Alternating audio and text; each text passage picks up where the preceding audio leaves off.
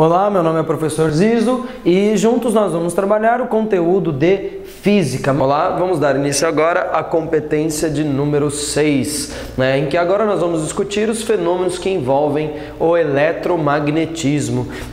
Bom, até então nós discutimos as propriedades a respeito do ímã, que compõe o estudo da física a respeito do magnetismo. Agora nós vamos entrar numa outra vertente da física elétrica que trata o eletromagnetismo, que a gente vai justificar fontes de campo magnético fora, sem ser necessariamente o ímã, o material ímã propriamente dito. Então, discutir o eletromagnetismo, o primeiro ponto que a gente pode começar a discutir esse assunto é, historicamente, a gente pode pensar a respeito de um experimento que foi feito, um experimento que foi feito na segunda década do século XIX, que é o experimento de Oersted.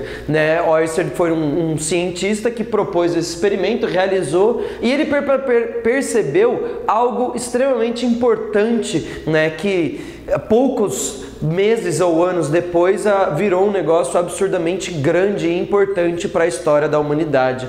O experimento de Oersted ele é relativamente simples, chega até a ser bobinho esse experimento, mas ele tem uma importância muito importante, que é o seguinte, aqui eu tenho uma mesa, eu coloquei nessa mesa uma bateria e conectei a essa bateria um fio e coloquei um imãzinho, aqui nesse fio. Estou representando o polo norte dessa bússola, a partir desse pontinho vermelho que eu coloquei aqui, Então, o que o Oersted percebeu? Que se essa bateria, esse circuito estiver desligado, a bússola ela tem uma certa orientação, que justifica que ela está interagindo somente com o campo magnético terrestre. O grande triunfo do Oersted foi que, ao momento que esse circuito for ligado, essa bateria e o fio, surge uma corrente elétrica, com movimento ordenado de cargas. Ele percebeu que o ímã, essa bússola, esse mini material magnético, essa bússola ela sofreu uma reorientação, Aí ele inverteu o sentido da corrente e percebeu que a orientação da bússola também foi alterada, Então, que conclusão que ele chegou? Que ora, como a bússola interage essencialmente com o campo magnético, que nesse caso aqui é a interação com o campo magnético terrestre somente, e a partir do momento que a corrente elétrica for ligada, e essa bússola ela sofreu uma reorientação, o que significa? Que o fato de eu ter uma corrente elétrica faz com que a bússola oriente, sofra uma orientação, portanto, a corrente elétrica ela gera uma linha de indução, há um campo magnético sendo produzido por esse movimento de cargas,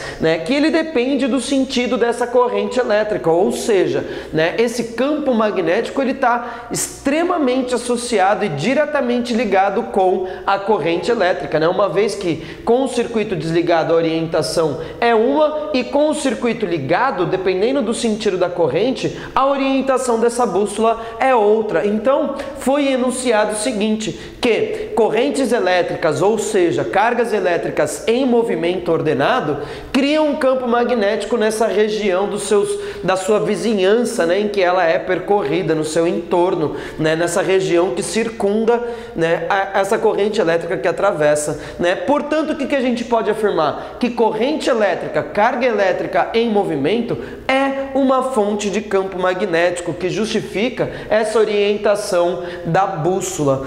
Então o Oersted ele deu o primeiro passo para que mais para frente vá se discutir, pouco tempo depois, não é muito tempo não, chega até ser semanas depois, o princípio básico do que viria a ser o motor elétrico. Agora nós vamos fazer algumas representações para essas fontes de campo magnético, a partir de corrente elétrica para justificar o eletromagnetismo. Bom, o primeiro caso que nós vamos discutir é a respeito do fio infinito, Lembrando que é do enunciado que nós acabamos de retratar, que a corrente elétrica, gera um campo magnético na região que circunda, esse fio em que a corrente elétrica ela se estabelece, né, em que as cargas estão em movimento. Então aqui o primeiro caso que nós vamos fazer é o fio infinito, mas saiba que o fio infinito é uma mera representação, né, é um fio de dimensões grandes, simplesmente, né, infinito não faz o menor sentido, mas um fio de dimensões muito grandes a gente pode retratar matematicamente, pelo menos, como sendo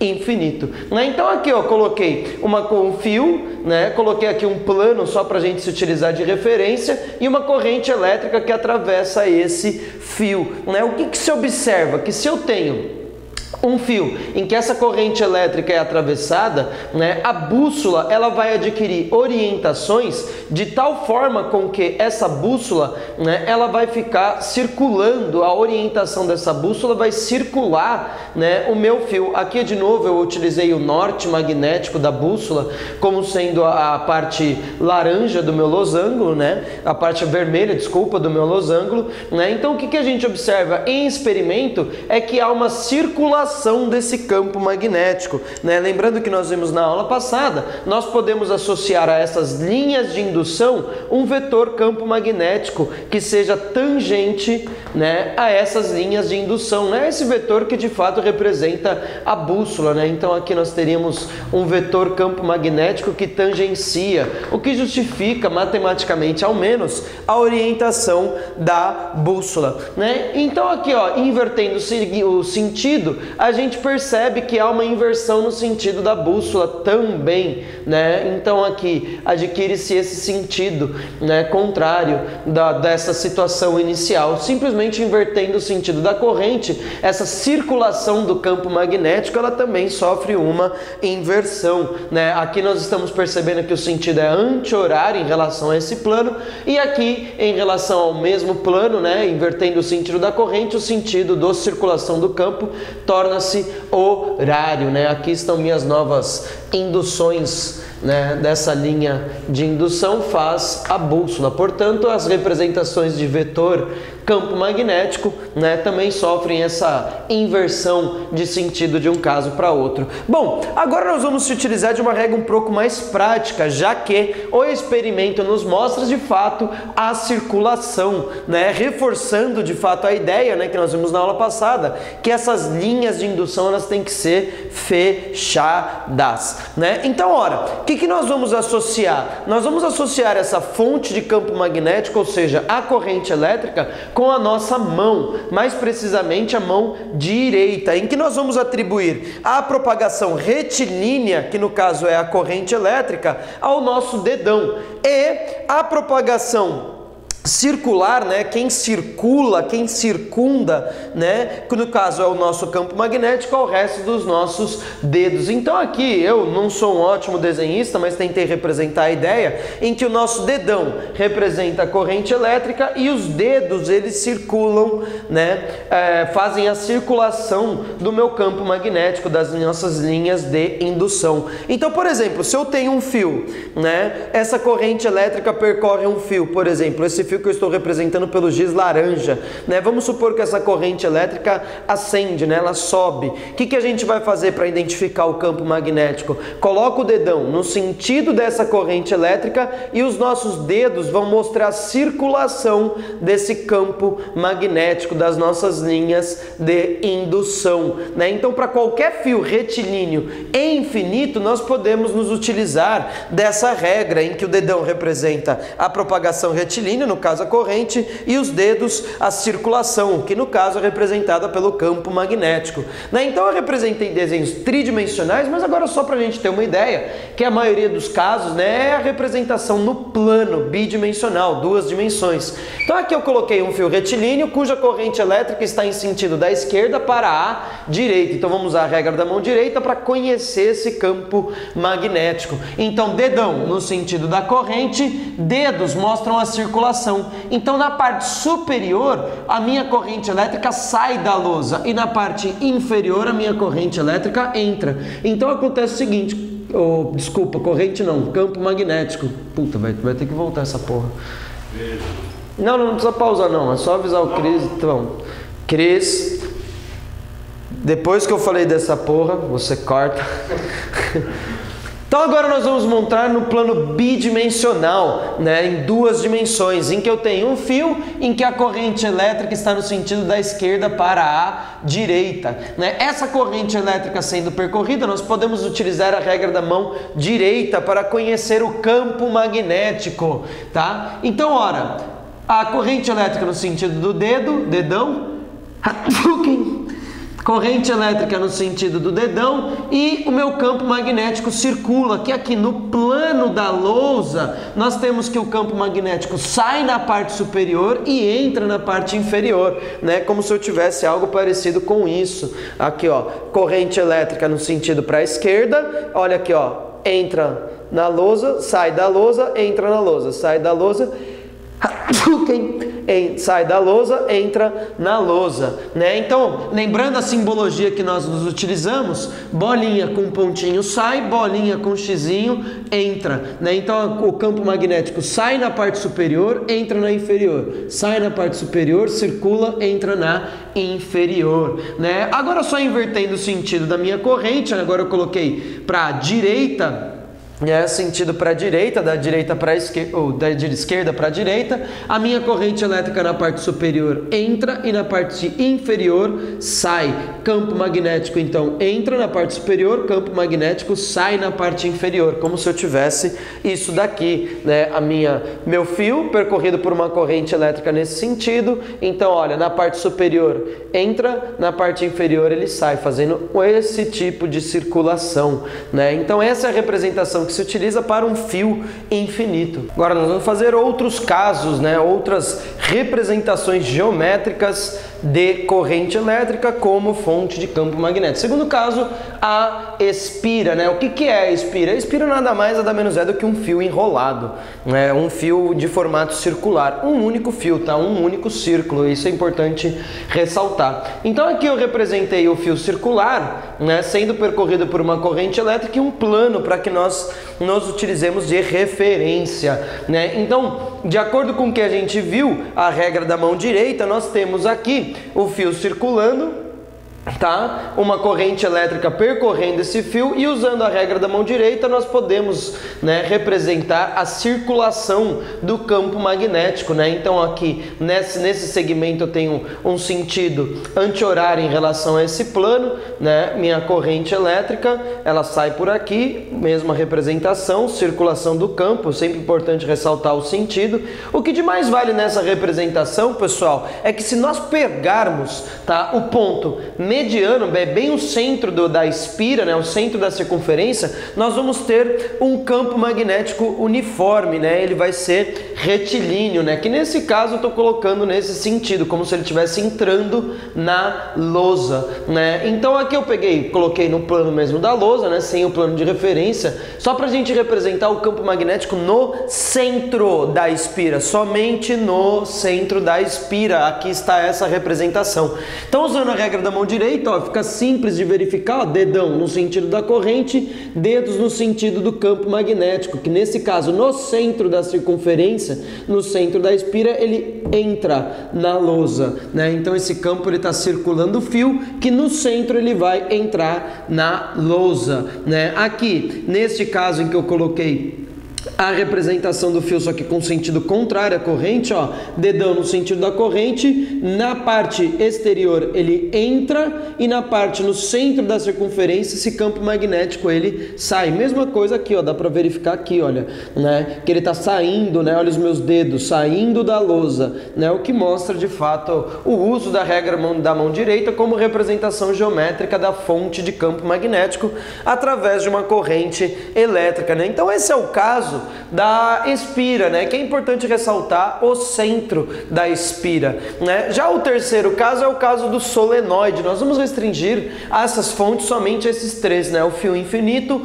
a espira e o solenoide. O solenoide é um conjunto de espiras, tá? Que aqui eu tenho um conjunto de espiras. Se por uma questão didática aproveitar, né, o gatilho da coisa, eu vou colocar como se tivesse o seguinte, uma barra, tá, de metal, um metal ferro magnético, ou seja, que tem capacidade de magnetização, né? E eu vou enrolar nesse fio, ou desse cilindro de ferro magnético, eu vou enrolar um fio, de tal forma com que a gente vai ter o seguinte, né? Meu fio percorrendo aqui todo o cilindro, entrando por aqui e saindo por aqui, né? Então, essa representação, a partir do momento que passa-se uma corrente elétrica, usando da regra da mão direita, olha aqui, ó, nos fios que estão na parte, né, dessa que estão à mostra, não atrás do cilindro, à frente do cilindro, nós temos que o campo magnético, ele vai estar orientado da seguinte forma, né? Ele vai estar orientado para a esquerda, circulando então todo o meu solenoide, que seria esse conjunto,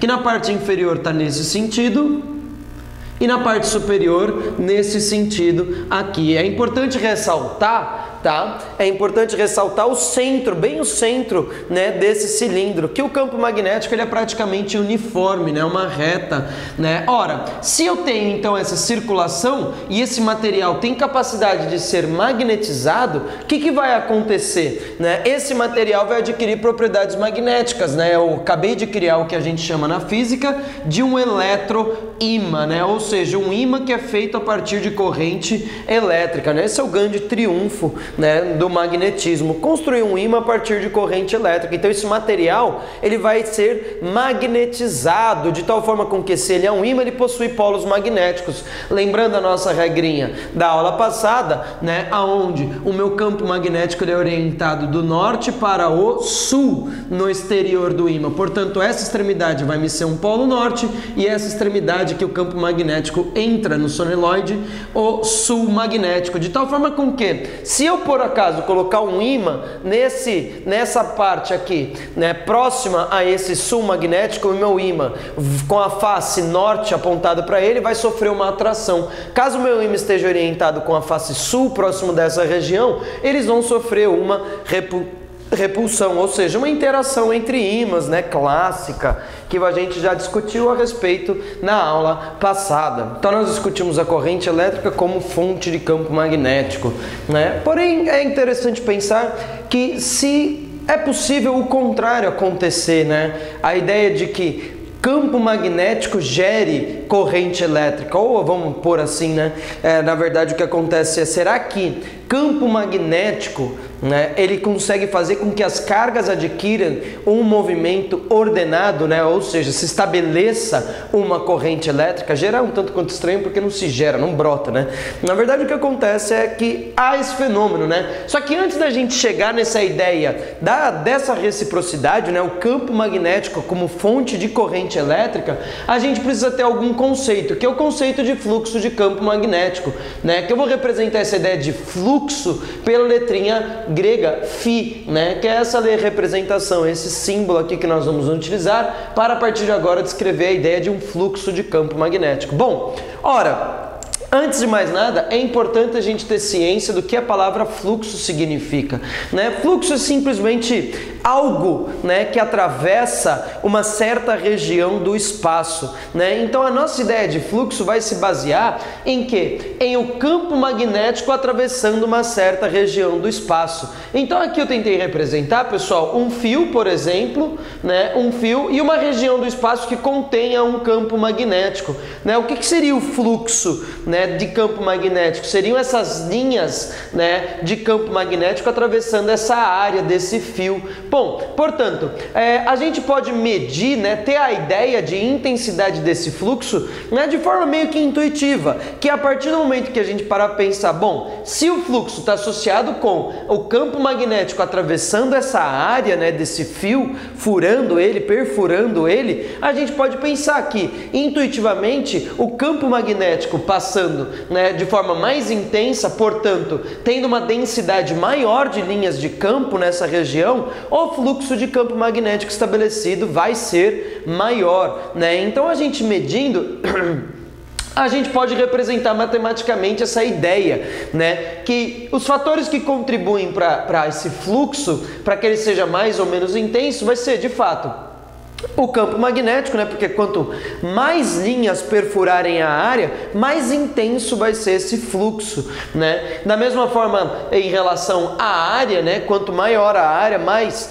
linhas de campo vão atravessar essa área, né? Portanto, diretamente proporcional ao fluxo, nessas ideias. E aqui tem uma dependência geométrica do ângulo, né? Qual é a desse ângulo? Se eu me utilizar como uma referência, tá? Colocar um vetor que seja perpendicular a essa área, né, a contribuição do fluxo não se dá essencialmente pelo campo, mas sim por uma projeção desse campo, né? Isso se deve ao fato do seguinte, eu vou usar aqui, ó, como se fosse a ideia da área, tá? Essa superfície do apagador. E o meu campo magnético atravessando, por exemplo, essa área sendo o meu giz. Então aqui, olha, se eu tenho uma certa inclinação, não é integralmente esse vetor que contribui, mas sim uma projeção, né? Na verdade, o que a gente tem que contribuir para o campo é uma projeção que fura, né, essa área. Então essa projeção se dá através desse ângulo entre o vetor que é perpendicular à área e o meu campo magnético, que eu vou representar ele a partir de agora de θ, né? Pois bem, então essa é a representação matemática que a gente dá para a ideia de fluxo, né? Que depende do campo, depende da área e desse ângulo, para justamente ter a relação da orientação ou do campo em relação à área ou da área em relação ao campo, né? Então, ora, pensar, né, nessa ideia de fluxo, pessoal, a gente já começa a descrever, tá?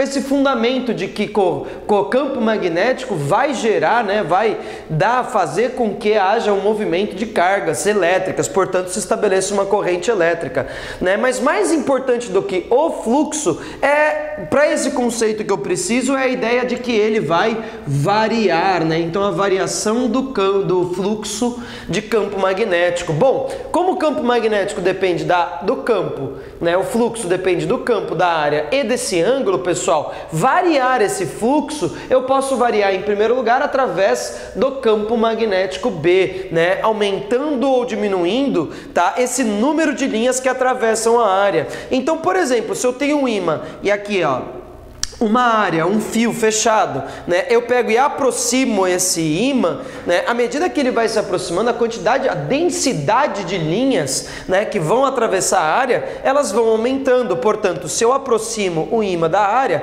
esse fluxo de campo magnético do ímã em relação à área, ele aumenta, né? Caso eu afaste o ímã, né, o que vai acontecendo? Afastando, a densidade de linhas de campo magnético vão se tornando menores. Portanto, afastando o ímã, o fluxo de campo magnético ele diminui. Outra forma pelo qual a gente pode fazer a variação do fluxo é através da área, né? Então aqui eu peguei uma região de campo magnético que está entrando na lousa, desculpa. Esse campo magnético entrando na lousa, pessoal, e uma área, né? Se nós diminuirmos a área, é intuitivo perceber que se eu diminuo a área, a quantidade de linhas que vão atravessar essa área vai ser menor, né? Portanto, se a área diminui, o fluxo de campo magnético ele também diminui. Da mesma forma que se a área aumenta, eu não representei, mas se a área aumenta, a quantidade de linhas que eu vou pegar vai ser maior, né? Portanto, a variação do fluxo ela pode se dar por essa relação a partir da área. E o terceiro caso, que eu não vou representar, mas a ideia é o seguinte, né, que eu posso variar o ângulo, né? Portanto, eu tenho aqui o meu campo magnético perfurando a área. Se por um acaso essa área ela fique girando, pessoal, olha o que acontece, essa quantidade de linhas que atravessam vão diminuir, né? De tal forma com que, se olha, meu fluxo e a área sendo perpendicular, esse fluxo vai ser máximo, né? Porque sendo perpendicular, eu vou ter o cosseno de zero, já que esse vetor perpendicular e o campo vão estar na mesma direção, né? Portanto, cosseno de zero, fluxo é máximo, né? À medida que minha área vai se deslocando, vai sofrendo um ângulo, pessoal, a quantidade de linhas que vão atravessando vai diminuindo, até uma hora de ser nula, né? Quando a área está paralela ao meu campo magnético, né? Então, olha, máximo, nulo, máximo, diminui, nulo, aumenta, máximo, diminui, nulo, aumenta e assim por diante. Então existem três formas de fazer com que esse campo magnético varie no tempo, né? A primeira é através do próprio campo, a segunda através da área e a terceira através deste ângulo, né? Então a representação matemática ela já explicita, né, que o meu fluxo de campo magnético ele pode variar a partir do campo, a partir da área e a partir do ângulo. Então agora nós vamos juntar as ideias e representar finalmente o eletromagnetismo, né? Fonte de campo magnético, e agora nós vamos mostrar que o campo magnético pode sim fazer com que se estabeleça uma corrente elétrica, né? Então, aqui eu tenho uma representação do seguinte, né? Eu tenho um fio, né, formato quadrado, retangular aqui aberto, e uma haste que pode se deslizar livremente sem que haja atrito, né, ao longo desse circuito, né? Então aqui o que a gente tem, pessoal? Eu estou representando um campo magnético, né, inicial, um campo magnético que eu vou chamar de campo indutor, né, que eu arbitrariamente escolhi esse campo como um campo que está entrando na lousa, né, aqui no plano da lousa ele está entrando na lousa e ele permeia toda essa região aqui, né? Então eu tenho um campo magnético que está entrando na lousa, uma haste de metal condutora que pode se movimentar livremente sem atrito, né? E eu tenho esse problema. Inicialmente são essas minhas condições. Aí o que eu faço? Eu pego, por exemplo, e dou um toquinho aqui nessa barra. Ela, como se desliza livremente, ela vai começar a adquirir movimento nesse sentido. Bom, agora a gente precisa lembrar algumas coisas, como por exemplo, quando a gente discutiu a força magnética, né? Eu mostrei para vocês que cargas elétricas, né, em movimento em relação a um campo magnético, né, faz com que haja, né, uma força que atua perante essa carga elétrica, né? Essa força é a força magnética e a gente representou geometricamente a relação da força, da carga e do movimento dessa carga através da nossa mão esquerda, né? Lembrando que o dedão representava a força, o dedo indicador representava o campo e o dedo médio representava o movimento, a velocidade, o vetor velocidade dessas cargas. Então, ora, se eu estabelecer essa relação nesse nosso problema, olha, meu campo indutor, carga em movimento para esse sentido, e eu tenho então uma força elétrica, ó, aqui ó, F, força, campo e a velocidade. Então, ó, campo entrando, as minhas cargas se movimentando para aquele sentido e a força magnética aparece para baixo, né? Porém, como aqui eu tenho no material condutor elétrons livres, lembrando da regrinha, né, da regra de Fleming da mão esquerda, né, inverte-se o sentido da força, portanto a minha força ela fica orientada para cima. Isso faz com que? Faz com que as cargas elétricas negativas, os meus elétrons, eles comecem a se acumular nessa região, portanto eu vou ter um excesso de cargas negativas nesse ponto, né, nesse polo da barra, né? Como se forma então um excesso de cargas negativas aqui, vão faltar cargas negativas aqui, portanto essa região fica carregada positivamente e essa região carregada ou negativamente, e essa região aqui embaixo fica carregada positivamente. Portanto, se estabelece uma diferença de potencial, uma tensão, que agora nesse problema em particular nós vamos chamar de força eletromotriz, né? Ora, lembrando nessa propriedade de circuito elétrico, né, a gente pode lembrar que se há uma diferença de potencial, uma tensão elétrica, nesse fio condutor vai se estabelecer uma corrente elétrica, né? Essa corrente elétrica que a gente vai ter agora é uma corrente que foi induzida, tá, por esse movimento, né, da barra em relação a esse campo que eu chamei de indutor, né? Lembrando que o sentido dessa corrente se dá pelo sentido convencionado, né? Ou seja, dos positivos para os negativos, não é o sentido real. Bom, como eu tenho uma corrente elétrica, eu vou ter então um campo, né? Olha aqui, ó, que se a gente usar agora a regra da mão direita para essa corrente elétrica, ó, dedão no sentido da corrente, o meu campo magnético ele vai estar entrando na lousa também. Bom, ora, então o que é interessante a gente perceber, pessoal? Que um campo magnético indutor fez com que uma corrente elétrica se estabelecesse e essa corrente elétrica induziu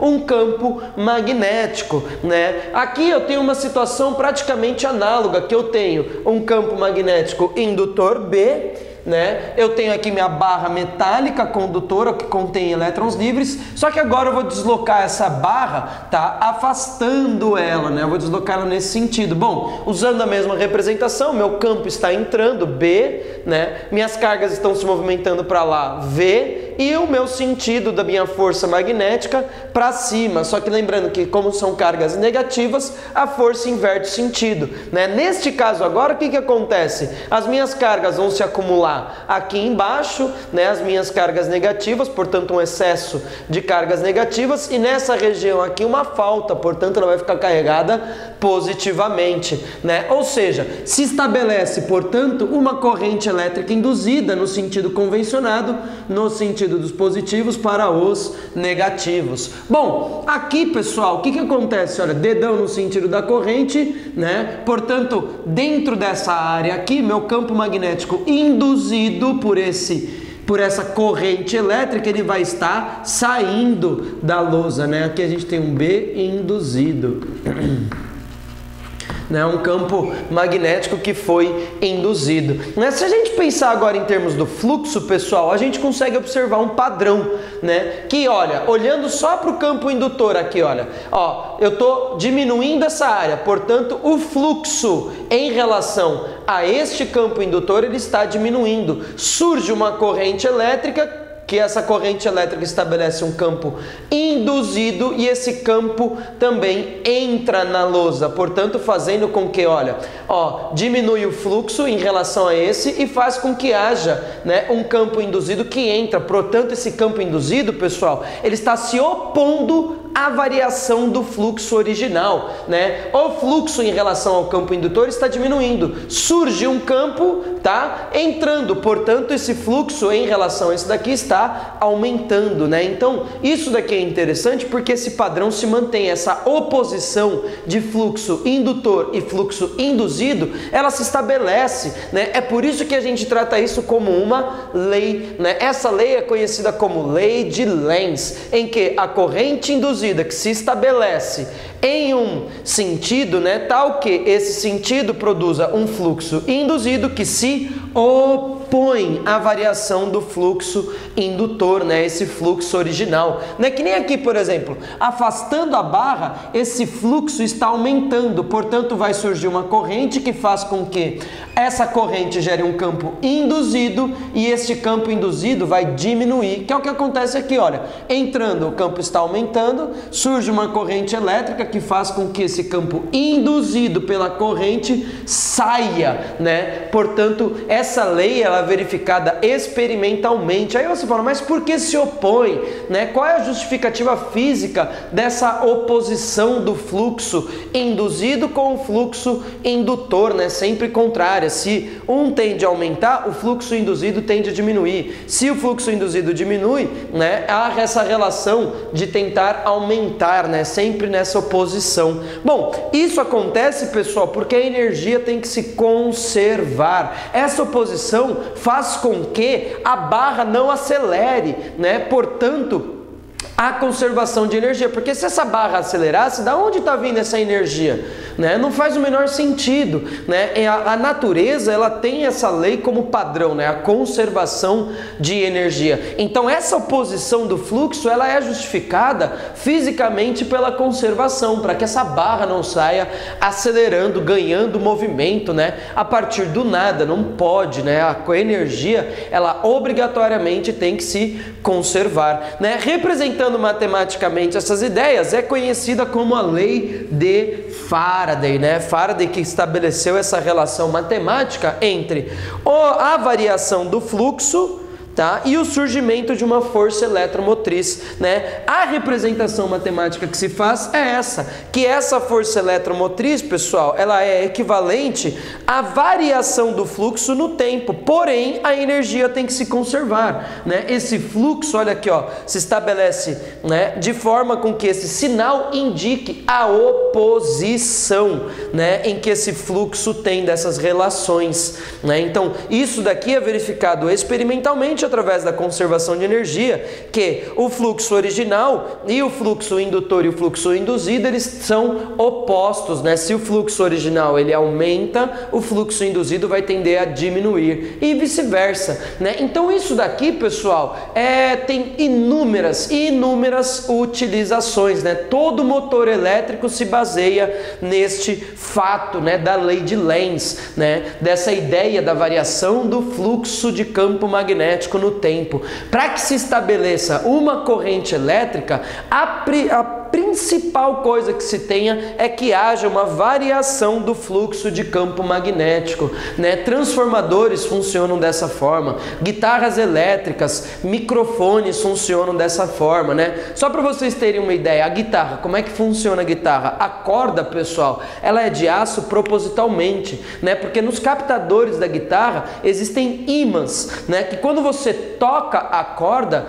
né? Essa corda vibra, faz com que o aço interaja com o ímã, então o ímã também vibra. Essa vibração do ímã faz com que haja uma variação do fluxo de campo magnético através de uma bobina. Essa variação faz com que surja, então, se estabeleça uma corrente elétrica. Essa corrente elétrica alternada é captada pelo amplificador, que amplifica esse sinal, né, transformando ele em um sinal sonoro, né, que faz vibrar a pele do amplificador e assim perturba o ar, produzindo som. O microfone idem, né? Então existe uma série de aplicações para essa ideia, né? A partir do momento que se conseguiu ter uma relação prática da lei de Faraday e da lei de Lenz, né, o mundo ele mudou muito mesmo, né? A descrição física do mundo ele mudou absurdamente, porque aqui você consegue, a partir de um processo magnético, ter uma corrente elétrica, né? Portanto, energia elétrica, né? É importante ressaltar que você não está gerando energia, você está simplesmente transformando,